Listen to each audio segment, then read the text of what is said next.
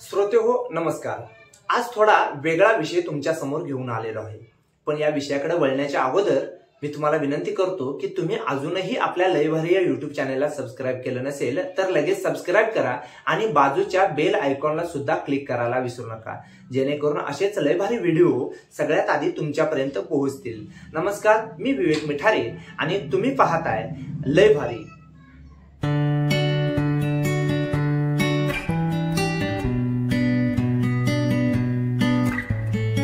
तर श्रोते हो, सुगीचे दिवस सुरू झाले की वासुदेव, नंदीवाले, हेळवी असे लोक ग्रामीण भागामध्ये फिरून धनधान्य गोळा करायला सुरुवात करतात।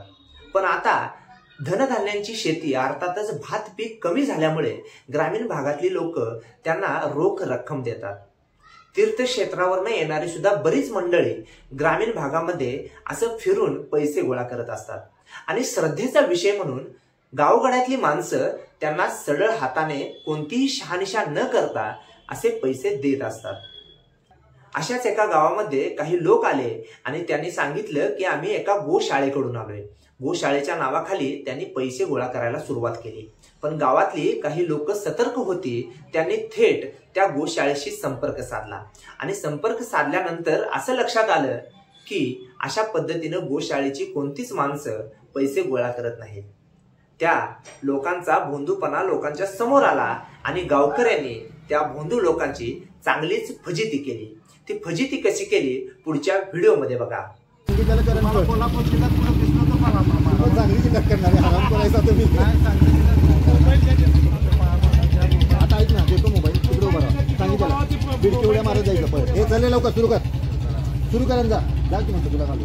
चला उड्या मारा, उड्या मारा, चल रे तुझ्या ए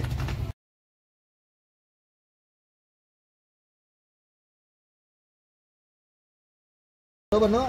परत येणार नाही म्हणून सांगा। परत आम्ही येणार नाही असं फिरणार आणि कोल्हापूर जिल्ह्यात कुठे सुद्धा फिरणार, तुझ्या सांगली जिल्ह्यात आणि अशा लोकांना काय करा, संस्थे जेवढे पुरावे आहेत ते सर्व पुरावे काढून घ्या, आपण द्या। ए बर सांग रे, आता तुम्ही सांगा याच्यात काय केलाय तुम्ही, हे लवकर बोल रे। संस्थेमार्फत फिरायला आता ऐक ना, संस्थेमार्फत आलतास, आता पायतान काढतो बघ तुला। इथे इथे पुढे तोंड घेऊन इथे उभा रे। किती जण आहे?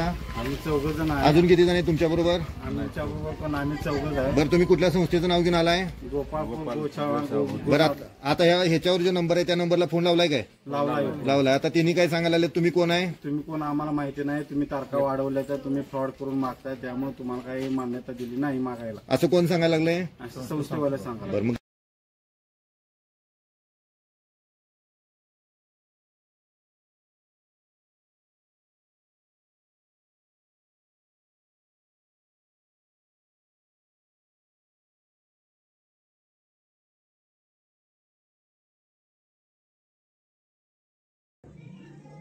तर मित्रांनो, अशा प्रकारच्या फसव्या आणि भोंदू लोकांच्या पासून वाचण्यासाठी तुम्ही सुद्धा सतर्क असायला हवं। गावकऱ्यांनी जे केलं ते योग्य केलं का?